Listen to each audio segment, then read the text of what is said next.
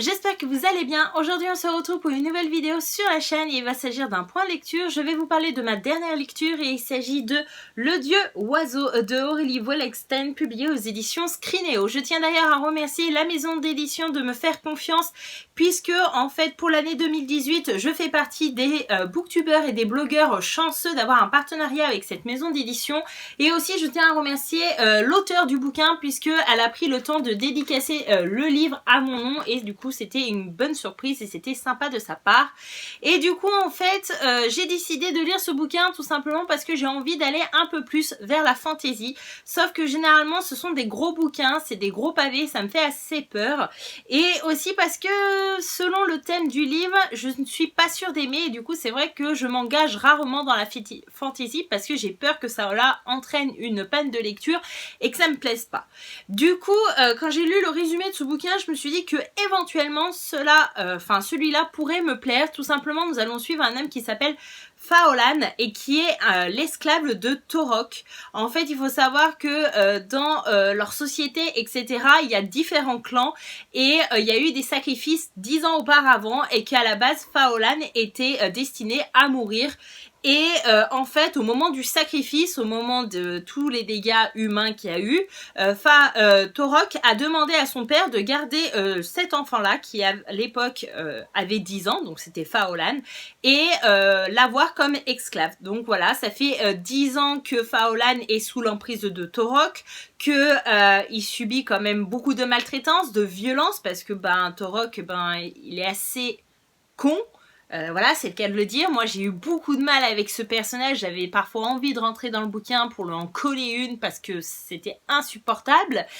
Et du coup en fait, tous les 10 ans il y a une grande compétition. Toutes les personnes qu'on soit esclave, qu'on soit chef, qu'on soit entre les deux, etc. Toutes les personnes peuvent participer à cette compétition pour devenir le grand chef de la société.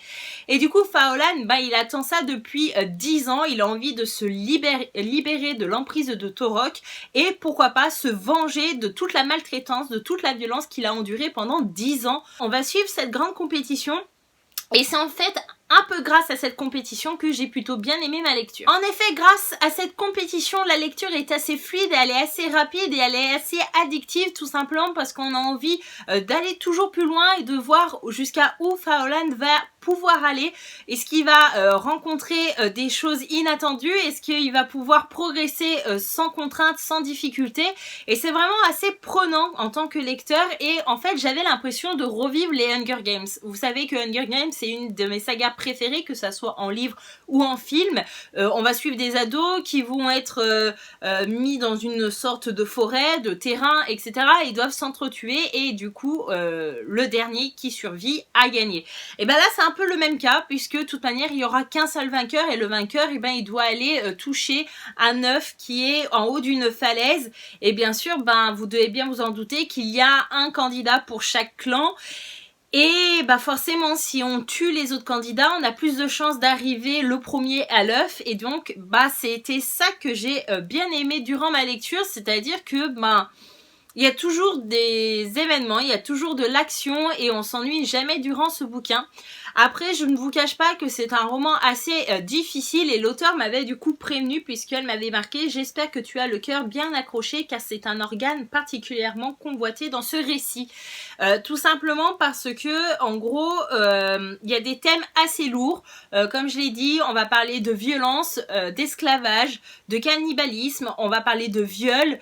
C'est assez cru à certains moments et personnellement j'ai trouvé que l'auteur elle prenait pas des pincettes pour écrire certains passages et c'est vrai que si vous êtes plutôt âme sensible, que dès qu'il y a du sang, dès qu'il y a des choses un peu gore ça vous dérange, je pense que ce bouquin n'est pas fait pour vous parce que moi personnellement je ne suis pas une âme sensible là-dessus, que je peux regarder par exemple la série de Walking Dead sans problème parce que il y a du sang, c'est un peu gore et tout mais ça me dérange pas.